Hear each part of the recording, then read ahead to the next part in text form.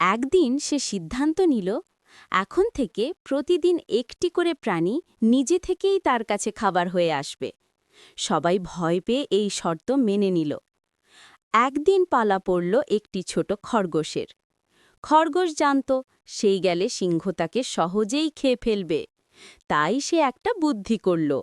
সে ইচ্ছে করে খুব দেরিতে সিংহের কাছে পৌঁছাল। সিংহ রেগে গিয়ে বলল, এত দেরি কেন? খরগোশ ভয় ভয় বলল, মহারাজ, আর একটি বড় সিংহ আমাকে ধরে ফেলেছিল। সে বলল সেই আসল জঙ্গলের রাজা। সিংহ রাগে গর্জে উঠল। সে বলল, আমাকে দেখাতে হবে সেই সাহসী সিংহ কোথায়। খরগোশ তাকে নিয়ে গেল একটি গভীর কুঁয়ার কাছে।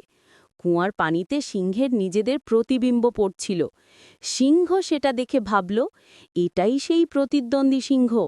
সে গর্জন করে কুঁয়ার ভেতর লাফ দিল আর আর কখনো ফিরে এলো না। খরগোশ দৌড়ে সবাইকে খবর দিয়ে বলল, বুদ্ধি ও ধৈর্য শক্তির চেয়েও বড়।